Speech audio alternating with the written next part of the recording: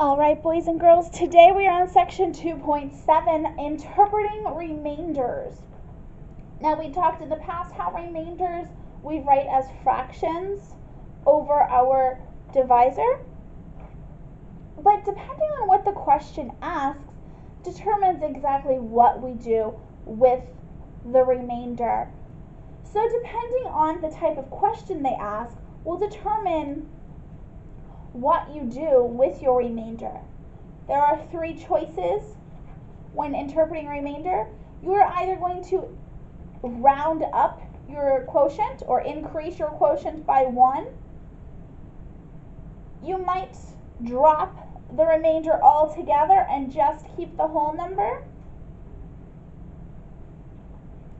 Or you might just use the remainder and not use the whole number. They might just want to know what the leftovers are. So we're going to look at some of these problems and we're going to take some good notes on this as well to be able to completely understand what they're asking. First way we might interpret it, and the remainder is to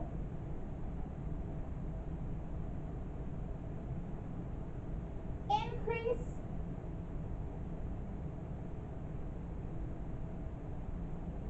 the quotient by 1.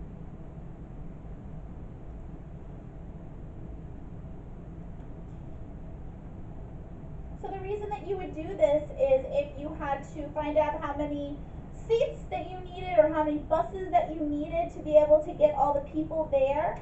Well, I can't necessarily cut up a bus and only get, 1/3 of a bus even though I need it.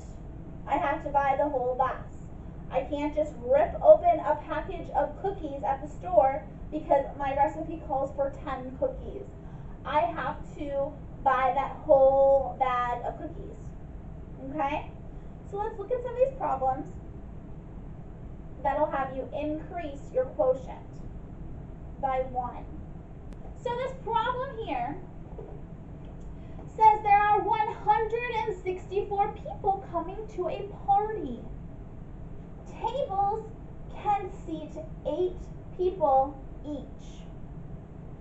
How many tables need to be set up so that there are enough tables for everyone to have a seat?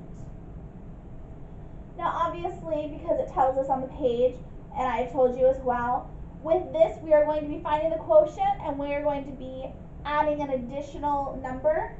We're going to be going up 1 with that because it's not okay to not have enough seats for everybody at the party.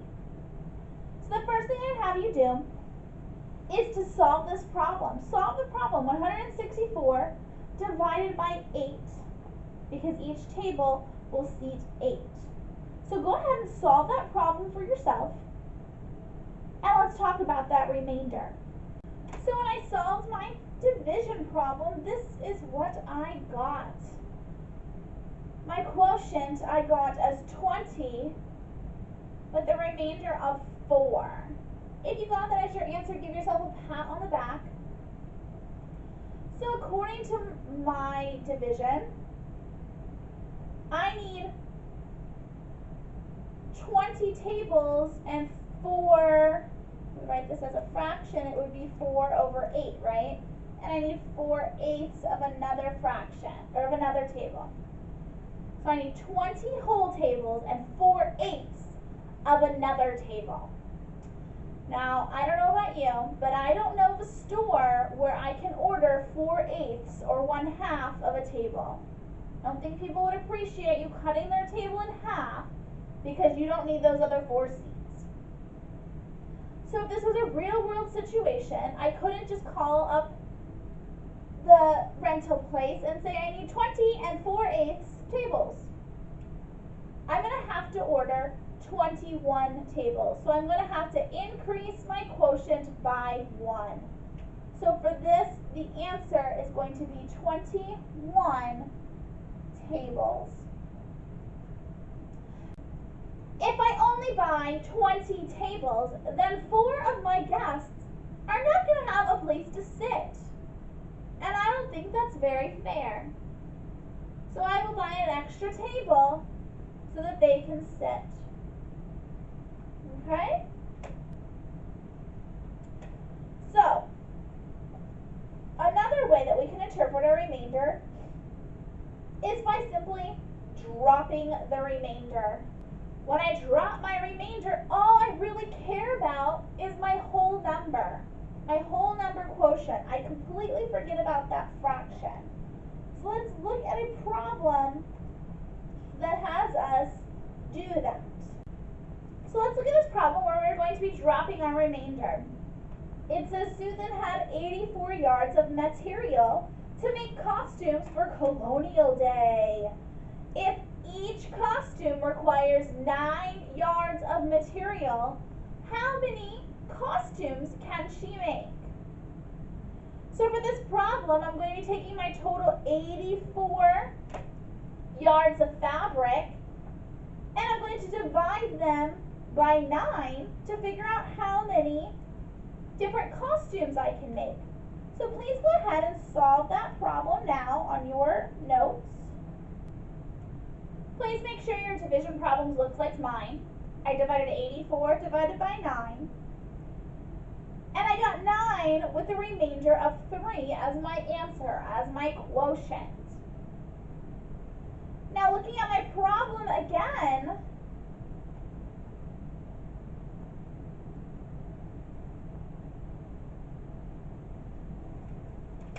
my problem asks how many costumes that I can make with my 84 yards of fabric.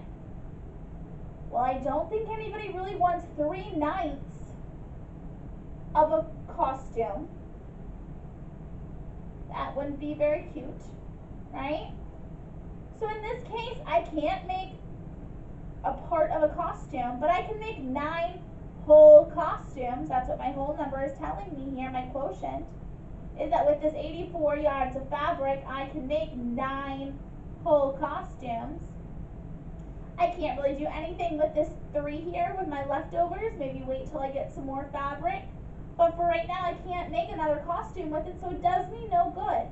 So I'm going to drop my remainder. And my answer is simply going to be 9 costumes.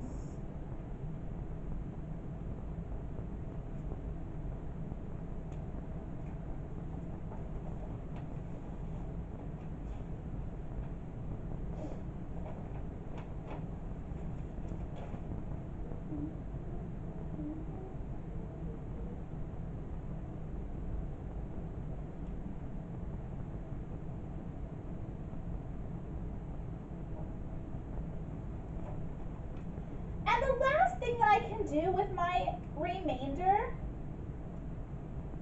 is I can use my remainder. I can use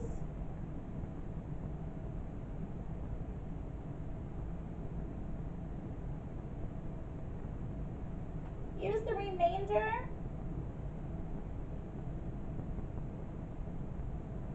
to tell the number left over. That's really what my remainders are. They are my leftovers. They are the, in this problem here, they were the leftover fabric that I had after I made my 9 costumes. It is your leftover turkey dinner that you put after Thanksgiving in the refrigerator for tomorrow. That's what your remainders are. So let's look at a problem that's asking us to find the remainder or the leftovers from a certain problem. So let's look at this problem. Mrs. Bowen bakes 6 dozen cookies.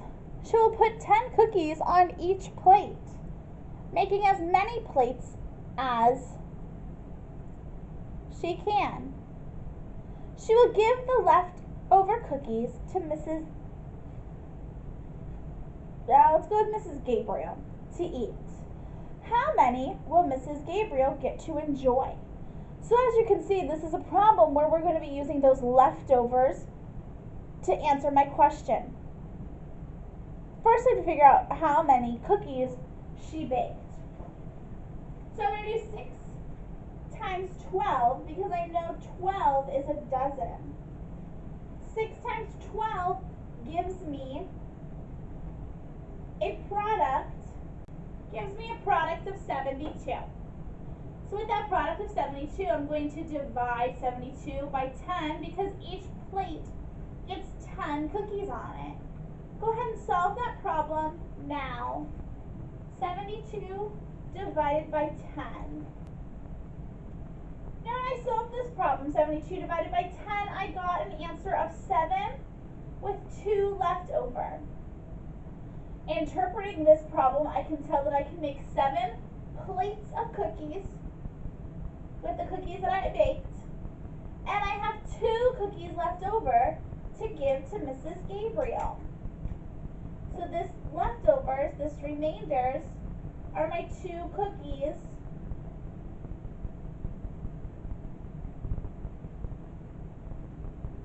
for Mrs. Gabriel.